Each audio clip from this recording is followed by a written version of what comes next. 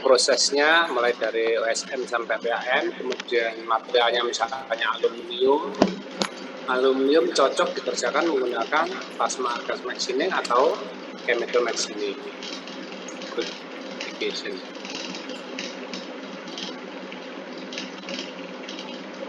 Kemudian untuk material baja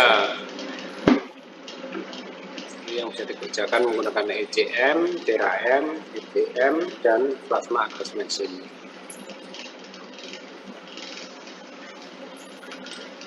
Super alloy, paduan super deh, bisa alloy steel ya, atau jenis paduan yang lain. Yang bagus pakai AGM, ECM, EDM maupun PAN ya, dan seterusnya.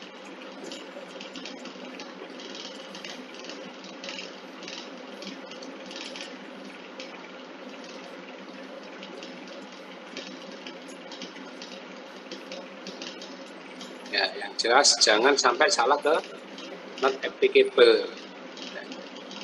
D.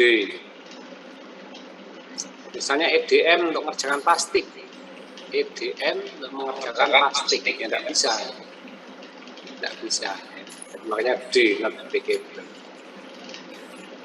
EDM untuk mengerjakan keramik tidak bisa, EDM untuk mengerjakan gelas tidak bisa, pilihan-pilihannya sendiri.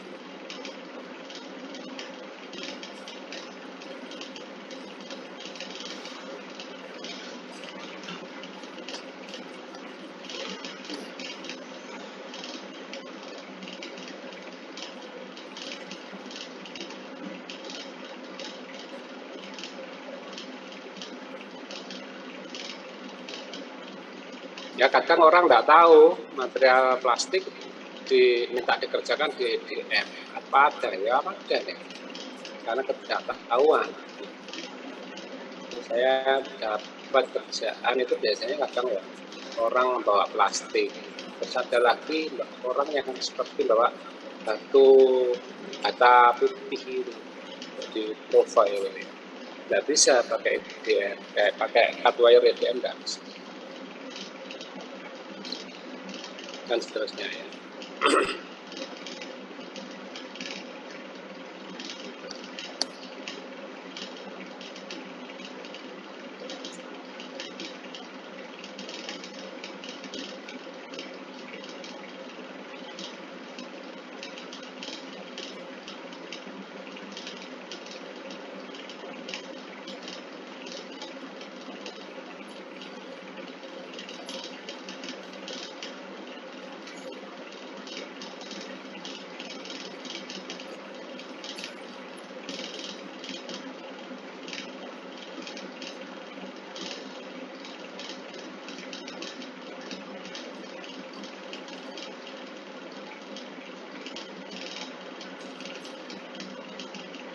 Ya pengaruhnya pada equipment, peralatan, dan tooling ya, perkakas. Ya.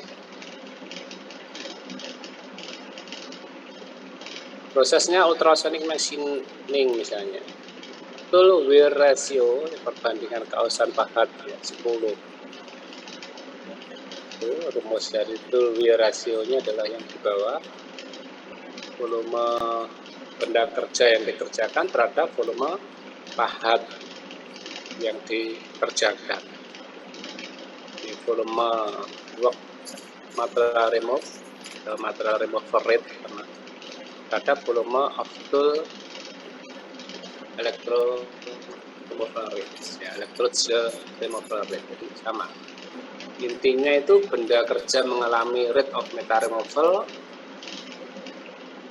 pahat juga mengalami rate of metal removal, sama-sama mengalami laju pengerjaan logam. Cuma pada pahat disebut dengan keausan pahat. Sebenarnya sama-sama dia disebut sebagai sama-sama menerima laju pengerjaan material.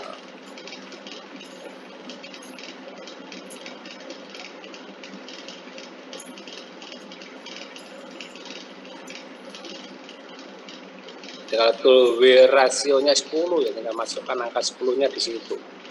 Berarti volume pengerjaan material adalah 10 kali dari volume pengerjaan elektrod. Jadi laju pengerjaan material sama dengan 10 kali dari laju pengerjaan pahat. Jadi pahatnya aus 1 misalnya ya, maka volume pekerjaannya dikerjakan 10 kali 1. Ada EDM juga begitu 6,6.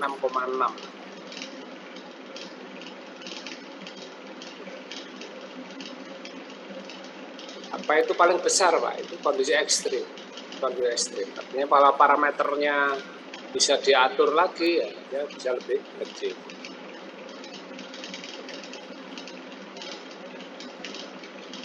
Ekstrim itu pengerjaan material terbesar. Rate of metal removal-nya terbesar. Kalau ausannya 2 ya berarti laju pengerjaan logamnya berarti 2 kali 6,6.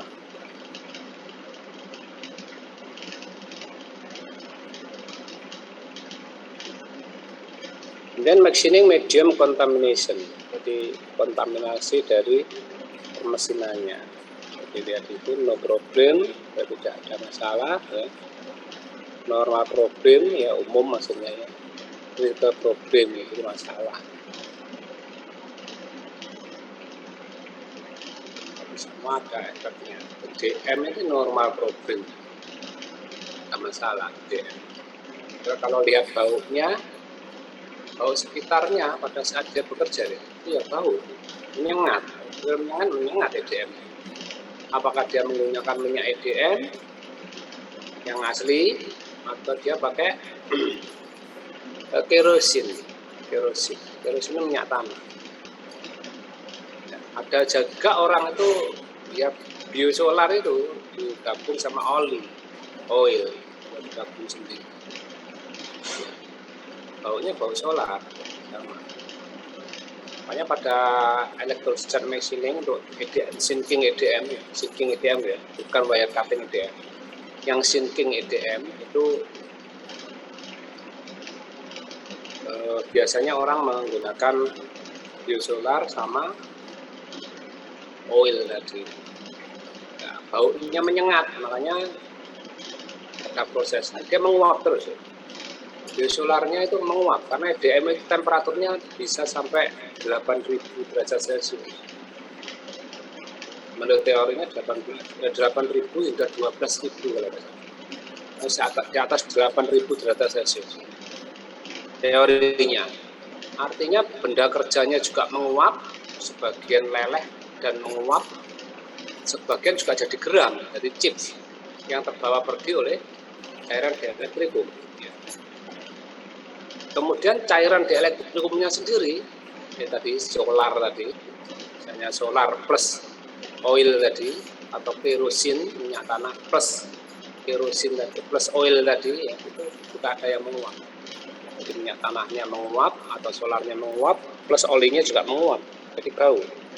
Artinya apa? Artinya mesin ini harus dikasih cukup bagus. Sirkulasi udara harus bagus, tidak boleh tertutup.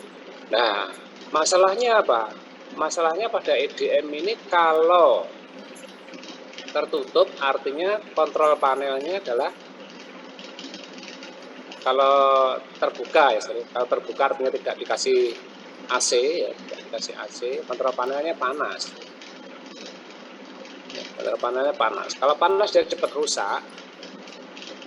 Kontrol panelnya panas itu rusak. Sekarang kalau ditutup rapat baunya menyengat ya, walaupun dia normal problem loh, masih normal problem. Bisa ceritakan yang banyak jalan di mulai home industry sampai industri besar ya, EDM. Kalau ditutup rapat dikasih AC ya, sirkulasi udaranya tidak bisa berganti ya, baunya menyengat di dalam itu. Dingin tapi menyengat karena kan menguap terus. Jadi penguapan pada material benda kerja maupun terjadi penguapan pada cairan dielektrikum. Cairan dielektrikumnya tadi biasanya orang-orang pakai kerosin plus oil, atau kalau mungkin sekarang kalau kerosin tidak ada ya mungkin biosolar plus oil. Ya, itu mencampur sendiri. Aslinya ada deh yang pakai petrofer. Petrofer itu khusus cairan EDM. Itu pun masih menyengat.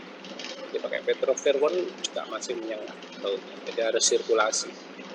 Kalau disirkulasi, kontrol panelnya panas, ya, elektroniknya panas semua. Kalau panas semua ya cepat rusak.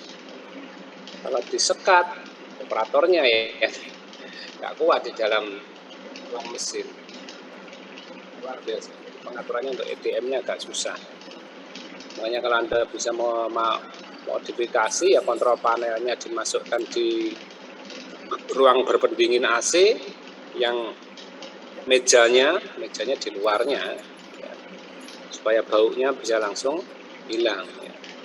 Ini pengaruh loh, ini masuk ISO berapa itu ya, ISO 9000, ISO 15.000 dan seterusnya. Itu ada aturannya bahwa tidak boleh ada polusi di dalam ruang kerja.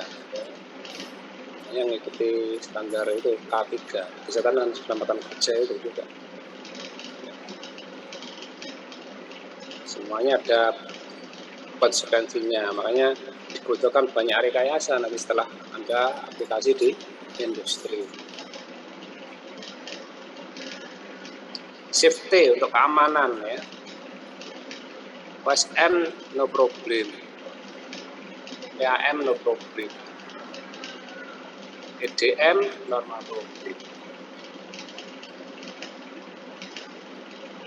Dengan toxicity sifat racunnya.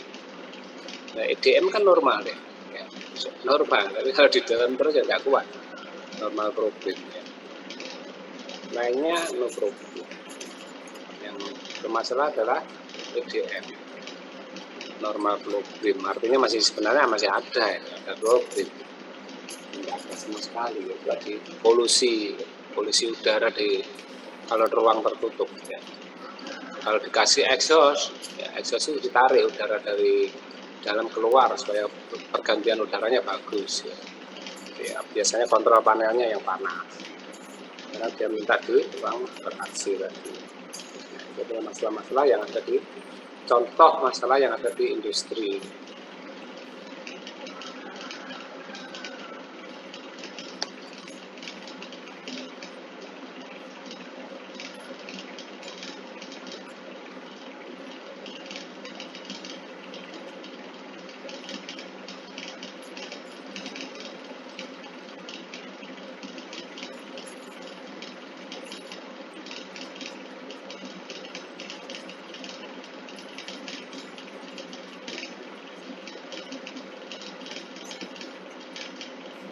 Ya, ekonomisasi ini ya, ekonomisasi.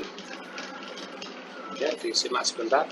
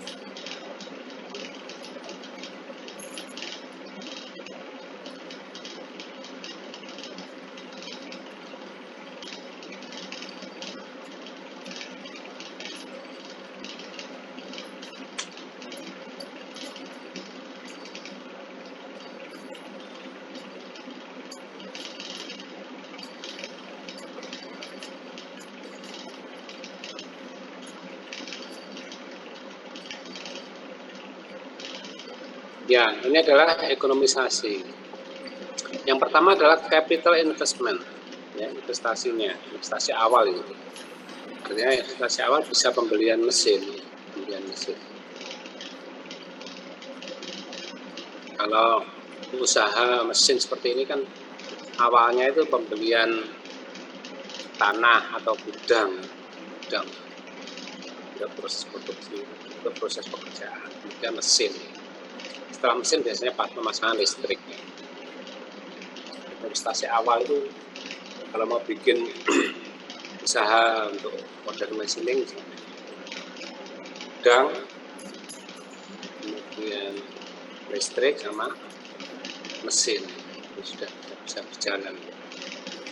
Operator ya kalau ini mesinnya saja. Kalau AJM murah deh, very low cost AJM. Tapi kalau yang termasuk AJM ini ada WJM, WJM lah mahal. Ini AJM ini yang abrasive jet machining yang biasa. Artinya dia mesin hanya untuk misalnya untuk pengelupas cat gitu,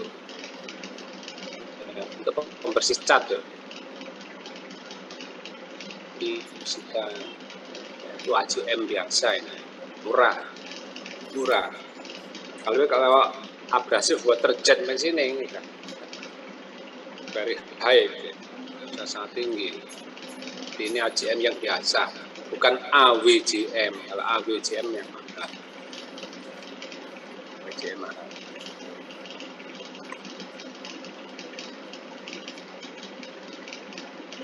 ECM mahal. Tadi listriknya aja 100.000 kan, 100.000 watt kan. Kemudian PAM ya murah.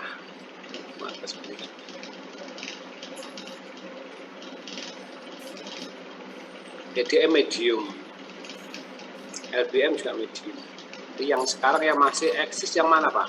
Yang masih eksis itu EDM, LBM, sama WJM atau AWJM. Yang masih ini kemarin teman saya beli 2 ini. Satu kelihatannya kurang, dia beli lagi laser beam machining untuk skala industri loh ya, yang besar.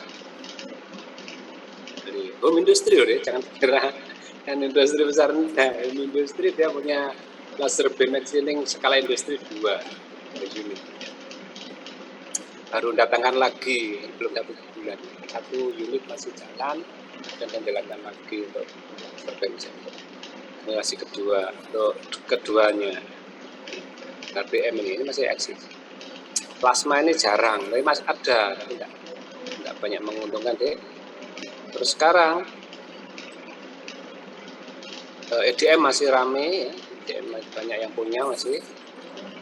DHM ini untuk skala home industri yang banyak deh, untuk skala industri nggak banyak.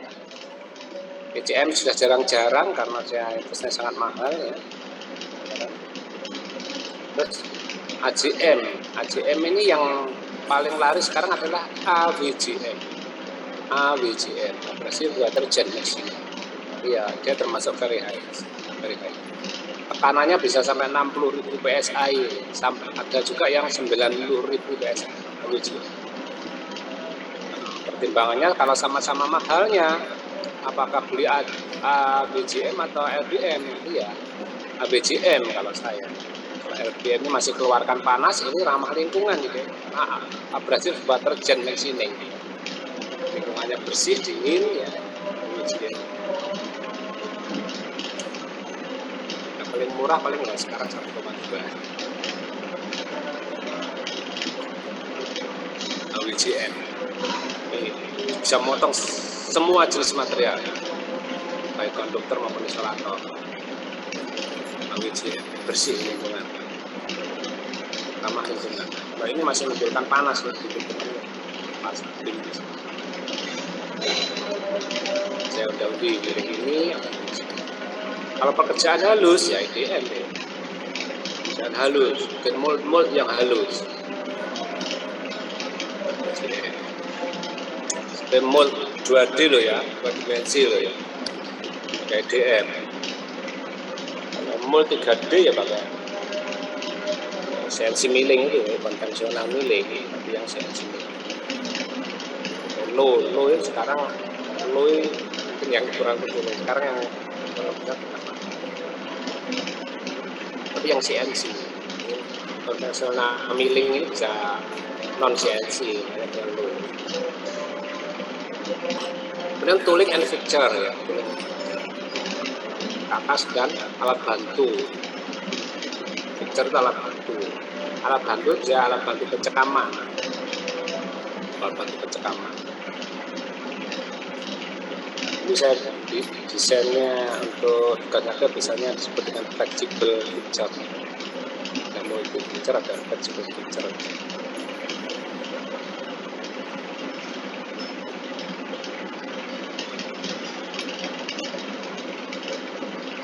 Ya, investasinya bisa dilihat di rata-rata. Yang tinggi untuk EDM picture.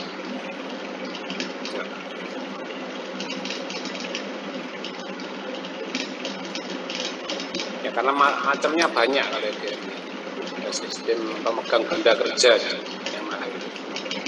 Sistem pemegang benda kerja pada EDM, baik sinking EDM maupun wire cutting EDM.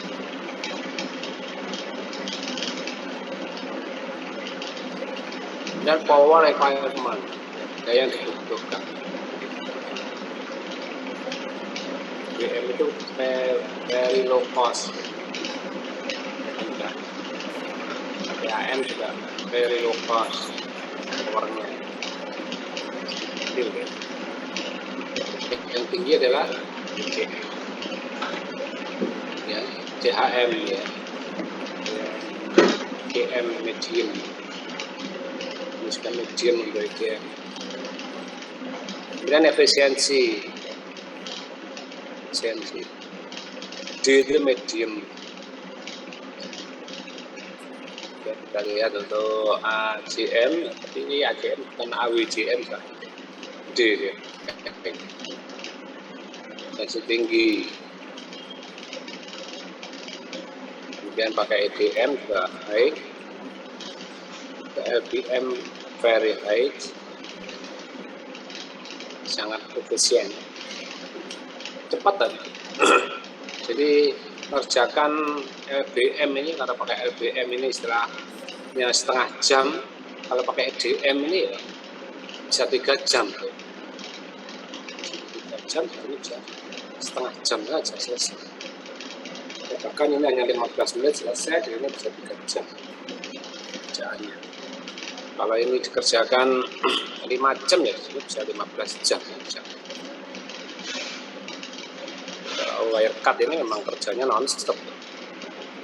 Kalau sudah nyala itu tidak boleh dimatikan sampai programnya selesai. Lalu setting hari Sabtu ya Minggu harus kerja. Nanti program lagi. Kalau nggak ada dipanggil koordinat awalnya bisa pas ketemu ya. Pas kalau dia tergeser, misalnya ada orang menyentuh meja yang agak keras begitu sehingga dia tergeser 0,05 mikron misalnya ya bergeser semua ya. Misalnya kedorong gitu ya bisa tergeser. Biasanya dia kalau dimatikan mesin-mesin ini yang CNC ya, komputer numerical control, itu dia melacak koordinat awal deh.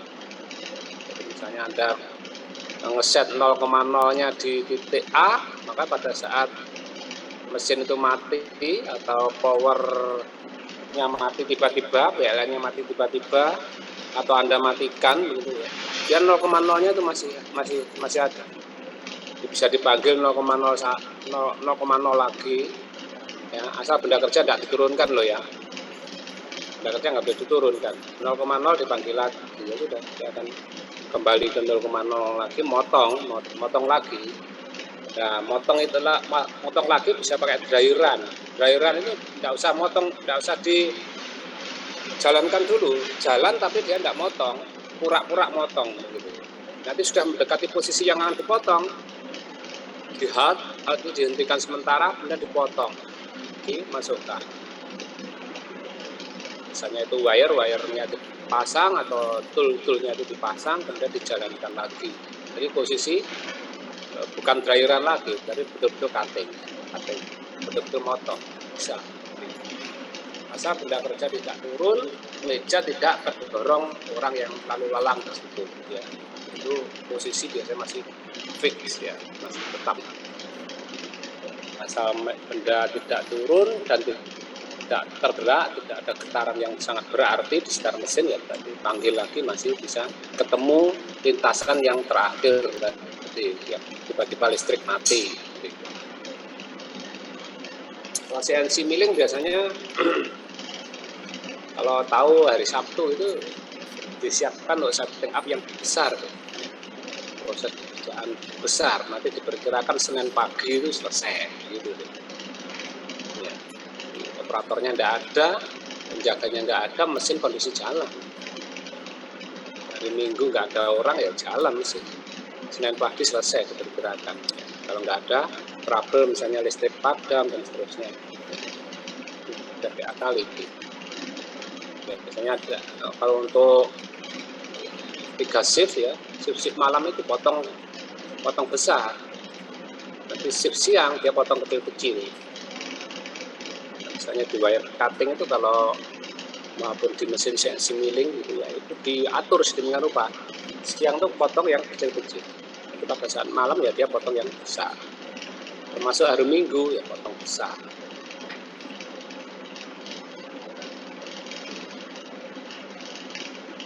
Ya, tool consumption itu kebutuhan perkakas.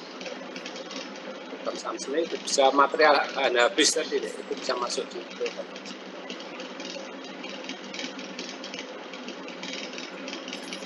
Jadi pertimbangan ekonomi. Kalau konsumsi abrasifnya banyak, atau konsumsi wire-nya banyak, atau konsumsi tool-nya banyak, jadi termasuk tinggi nanti biayanya. Jadi semua dipertimbangkan sehingga menghasilkan ekonomisasi yang menguntungkan.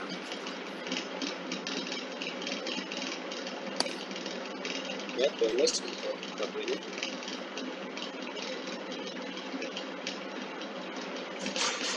Ya, sampai minggu depan aja saya lanjutkan, mudah-mudahan sudah lain, saya akan masuk JM ini, jadi sini. Untuk hari ini saya cukupkan, kalau ada pertanyaan silahkan.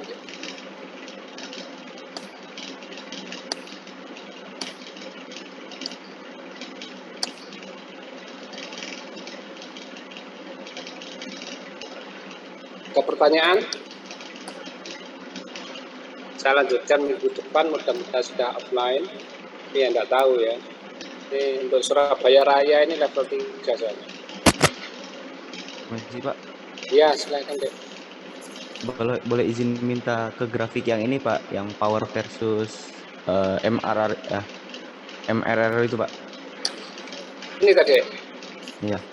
Pak kan kalau di sini kalau buat pump itu kan powernya gede ya Pak ya. Tapi kenapa di yang grafik di tabel terakhir itu buat power itu yang ekonomik itunya kenapa low cost ya Pak ya?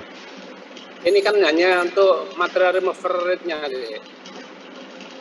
bukan daya ya. Kalau tadi bisa daya keseluruhan. Oh oke. Baik Pak. Terima kasih Pak. Ya. Jadi ini pada titik operasinya saja. Titik operasinya. Ya, ada lagi deh. Cukup Pak. Terima kasih Pak. Ya. Pak, izin bertanya Pak. Ya, ya. Yang di slide proses ekonomi tadi. Ya. Tadi kan ada efisiensi. Ya. Nah, untuk efisiensi ini berarti faktor yang mempengaruhi itu cuma waktu pengerjaannya aja Pak. Makanya dia dibilang efisiensi tinggi. Gimana Dek? Ulangi. Untuk efisiensi berarti faktor yang buat dia bisa dibilang efisiensi tinggi itu karena waktu pengerjaannya aja Pak. nggak ada faktor lain. Kalau ini dari pengerjaan ini, proses pengerjaan. Artinya dia efektif berarti dia efisiensinya tinggi. Jadi misalnya rate of metal removal-nya tinggi, ya, itu berarti ya dia efisien terhadap rate of metal removal dan laju pengerjaan logamnya. Kalau itu harus dilakukan optimasi tadi. Optimasi. Ini hanya contoh yang ini. Oh, baik Pak. Iya. Anda harus melakukan optimasi semua parameter proses. Semua parameter proses, kemudian outputnya apa? Outputnya misalnya kualitas. Kualitas dan waktu cepat outputnya misalnya. Kualitas itu hasilnya bagus, waktu cepat itu berarti paling murah. Berarti Anda harus melakukan optimasi. Ya, optimasi proses. Optimasi itu adalah mengatur sedemikian rupa parameter-parameter itu pada saat dipilih, ya, itu menghasilkan kondisi yang paling menguntungkan. Ya, menguntungkan dari segi ekonomi, artinya paling murah, menguntungkan dari segi kualitas. Ya, menguntungkan dari segi kualitas berarti paling halus atau paling presisi, kualitasnya bagus. Itu harus dilakukan optimasi pada parameter proses. Dan nanti setiap mesin itu punya parameter proses yang bisa dirubah-rubah, ya, bisa dirubah-rubah. Dirubah-rubah sedemikian rupa, pengen cepat, ya, dan pengen harus berapa yang parameternya, angka-angkanya berapa, supaya bisa menguntungkan yang sesuai yang diinginkan. Nah, angka-angka berapa itu nanti dikasihkan ke operator, tuh. Jadi tugas Anda adalah membuat angka-angka, misalnya angka-angka tadi, misalnya kalau di mesin IDM itu yang paling sederhana kan arusnya harus di set berapa, kemudian off time-nya harus di set berapa, kemudian on time-nya harus di set berapa. On time-nya pada saat itu benda kerja itu disebut dengan on time. Kemudian off time itu pada saat toolnya lepas dari benda kerja, ya. Itu bisa diatur semua itu. Kemudian electrode wear-nya di set berapa. Jadi kausan pahat bisa di set di sana juga. Kausan pahat. Electrode wear-nya berapa, di set berapa? Di 50%, 25% atau 10%. Electrode wear. Masih banyak lagi yang bisa dimasukkan jadi parameter proses. Nah, setiap ngeset maka kualitasnya diukur. Kualitasnya bisa dimensinya diukur, dimensinya panjang lebarnya kita ketemu. Kemudian kehalusan permukaannya juga diukur. Nah, nanti karena Anda berkali-kali melakukan riset, maka akan ketemu kualitasnya segini atau kekasarannya segini, dimensinya masuk, artinya teliti, ya, precision, ya, accuracy dan precision-nya masuk, ya. Kemudian waktunya berapa? Kalau dimensinya masuk, kualitasnya masuk, tapi waktunya lama, ya Anda kan enggak menguntungkan, tidak efisien namanya, efisien dalam semua hal itu. Jadi kalau bisa nanti ini efisiensi proses, tapi hasilnya juga bagus. Makanya nanti bagaimana mengaturnya sedemikian rupa efisiensi dari dua hal tadi, di prosesnya iya, tapi juga menghasilkan yang menguntungkan. Makanya prosesnya ada proses roughing dan proses finishing. Roughing itu secepat mungkin mengerjakan benda kerja itu sampai mendekati ukuran akhir. Kalau sudah mendekati ukuran akhir, dia proses finishing. Nah, nanti Anda bisa membuat rekomendasi, ya, parameter untuk roughing itu segini. Roughing itu proses kasar. Proses kasar itu proses secepat mungkin mengerjakan benda kerja mendekati finishing, yaitu roughing. Kemudian proses finishing. Ya, proses finishing itu menghasilkan sehalus mungkin. Dia orientasinya tidak cepat lagi, tapi halus. Tapi kan tinggal sedikit. Jadi salahnya tinggal sedikit. Misalnya tinggal 20 mikron atau 50 mikron gitu. Baru finishing. Kan cuma sedikit. Waktunya ya mungkin tidak terlalu lama, tinggal sedikit. Ini parameternya juga diatur sedemikian rupa untuk finishing. Misalnya parameter arusnya dikecilkan, ya on time-nya dikecilkan, off time-nya dikecilkan, dan seterusnya. Ya, MA sensitivitas dikecilkan. Masih banyak lagi yang bisa diatur ya. Kalau di Wirecard dimunculkan semua parameternya. Kalau di EDM tidak semuanya dimunculkan ya. Jadi mengikuti panel-panelnya. Ya itu bisa dimanipulasi mulai dari kecil sampai besar ya, untuk proses roughing dan proses finishing. Indikatornya tetap aja nih, ke kualitas dan ekonomisasi. Kalau cuwepet, ya, pengertian cuwepet ini bisa dia roughing saja, cepat untuk roughing, finishing belum gitu. Ya. Sementara pada proses pekerjaan tidak mungkin roughing semua, ada finishing. Pada saat roughing harus cepat finishing ya tidak cepat karena dia mengutamakan mutu ya, kualitas. Ini masih kasar semua hasil ini. Pada kenyataannya ya Anda harus merekayasa sendiri, melakukan optimasi sendiri. Hasil optimasi diserahkan ke operator sebagai rekomendasi parameter yang dipakai untuk roughing sekian, untuk finishing sekian.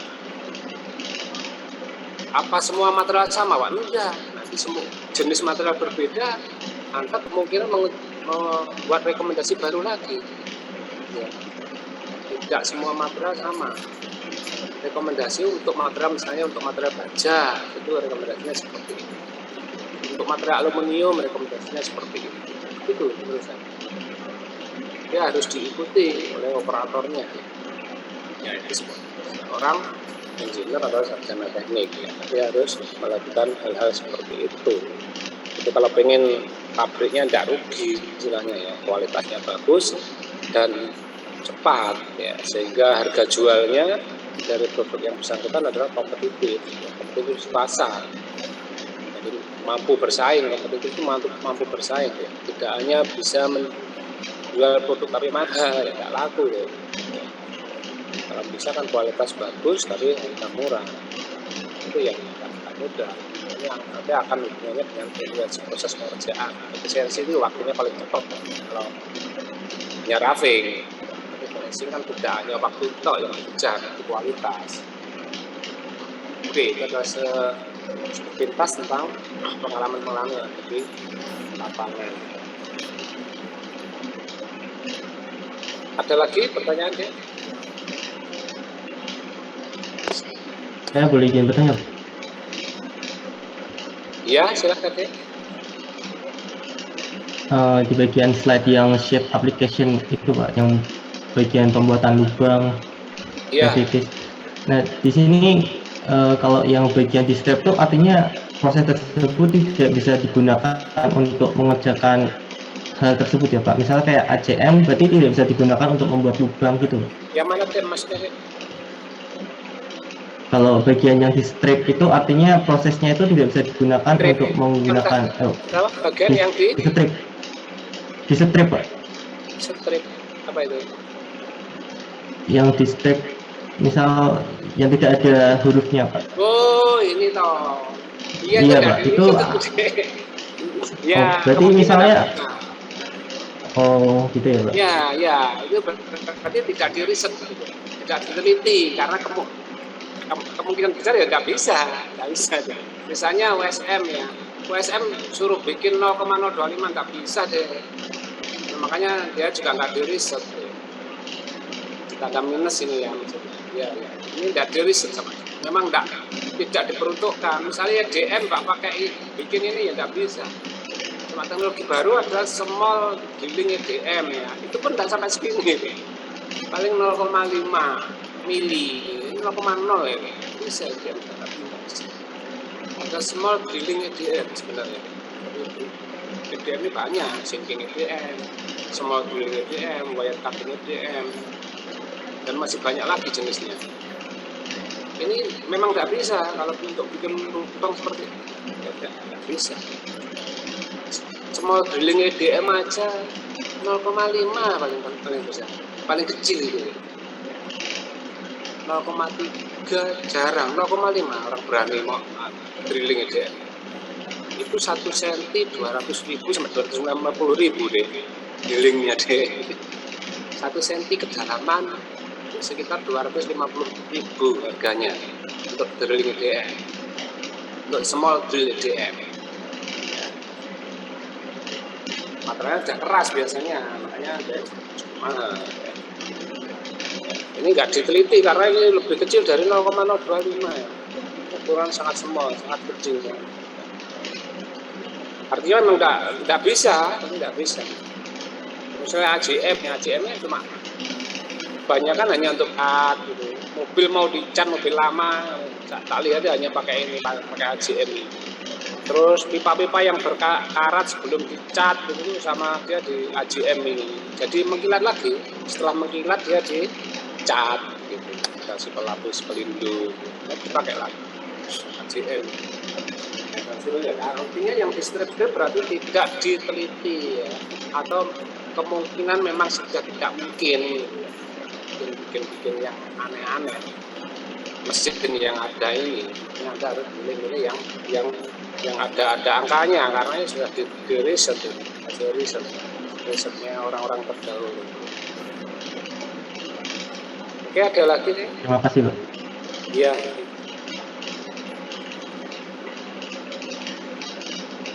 Ya minggu depan saya masuk ke AJM ya. Minggu depan aja deh cukup online hari ini. Saya absensi dulu.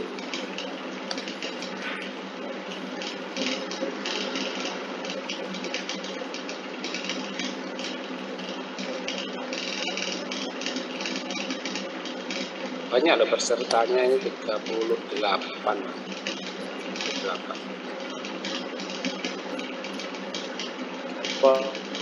Dari sampai di sini. Auliawan ada enggak? Auliawan. Hadir, Pak. Ya. Abdillah. Hadir, Pak. Absor. Hadir, Bapak. Azam. Adnan. Anindya. Anindya ya? Hadir, Pak.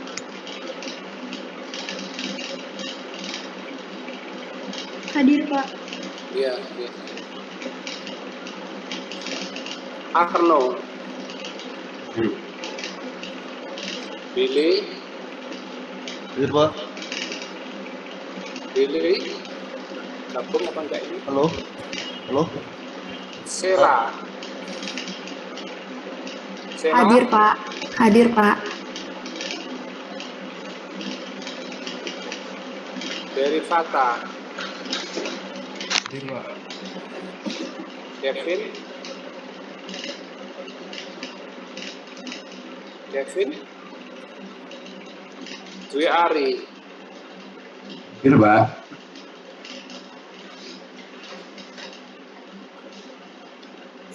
Epi Donta Ginting. Hadir, Pak. Ginting yang lalu ikut Kormanus 1 ya? Iya, Pak. Saya ulang enggak ya?